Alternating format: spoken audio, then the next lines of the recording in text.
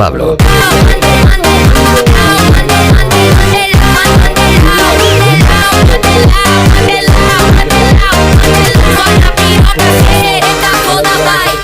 സഞ്ചരിക്കുമ്പോൾ കുമരകത്തെ നമുക്ക് അടുത്ത് പരിചയപ്പെടാം. കാരണം കുമരകം എന്നൊരു പേര് വ്യത്യസ്തമായ പേര്. പലർക്കും സംശയം കാണാം കുമരകത്തിന് എങ്ങനെ ആ പേര് വന്നു എന്നുള്ളത്. കുമരകത്തിന് ആ പേരുണ്ടാകാനുള്ള നിരവധി കാരണങ്ങൾ പല കാലഘട്ടങ്ങളിലും ചരിത്രകാരന്മാരും ഗവേഷകരും പല കാരണങ്ങൾ രേഖപ്പെടുത്തിയിട്ടുണ്ടെങ്കിലും അതിൽ വിശ്വസനീയമായ ഒരു കാരണം മുന്നോട്ട് പങ്കുവയ്ക്കുകയാണ്. അതായത്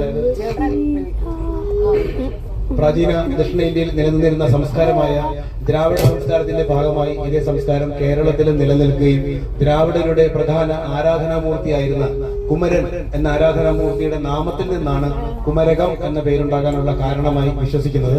കുമരകത്തിന്റെ ഹൃദയഭാഗത്തു നിന്നും വളരെ പ്രാചീനമുള്ള ഒരു കുമരൻ ക്ഷേത്രം സ്ഥിതി ചെയ്യുന്നുണ്ട്. കുമരൻ വസിക്കുന്ന അകമാണ് പിന്നീട് കുമരകമായി മാറി എന്നുള്ളതാണ് വിശ്വാസം. കോട്ടയം ജില്ലയുടെ പടിഞ്ഞാറൻ തീരപ്രദേശമായ കുമരകം എന്ന ഈ കായൽ ഗ്രാമവും ആലപ്പുഴ ജില്ലയുടെ മറ്റു ഭാഗങ്ങളും പൂർണ്ണമായും അറബിക്കടൽ പിൻവാങ്ങി കരയായി മാറിയ പ്രദേശങ്ങളാണ്.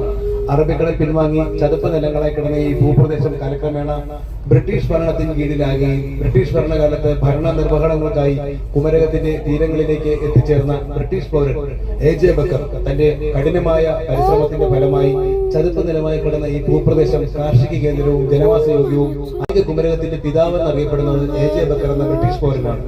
കാലക്രമേണ കാർഷിക കേന്ദ്രവും ജനവാസയോഗ്യവുമായി തീർന്ന കുമരകം എന്ന ഈ കായൽ ഗ്രാമത്തിന്റെ കായൽ സൗന്ദര്യവും പ്രകൃതി സൗന്ദര്യവും ആസ്വദിക്കുന്നതിലേക്കായി രാജ്യത്തിന് അകത്തും പുറത്തു നിന്നും നിരവധി വിനോദസഞ്ചാരികൾ എത്തിത്തുടങ്ങിയതോടുകൂടിയാണ് കുമരകം വിനോദസഞ്ചാര കേന്ദ്രം എന്ന നിലയിൽ പ്രസിദ്ധമായി തീരുന്നത്. എന്നാൽ 2000 ആണ്ടിൽ ഇന്ത്യയുടെ പ്രധാനമന്ത്രിയായിരുന്ന അടൽ ബിഹാരി വാജ്പേയി തന്റെ അവധി ദിനങ്ങൾ ചെലവഴിക്കാൻ കുമരകം എന്ന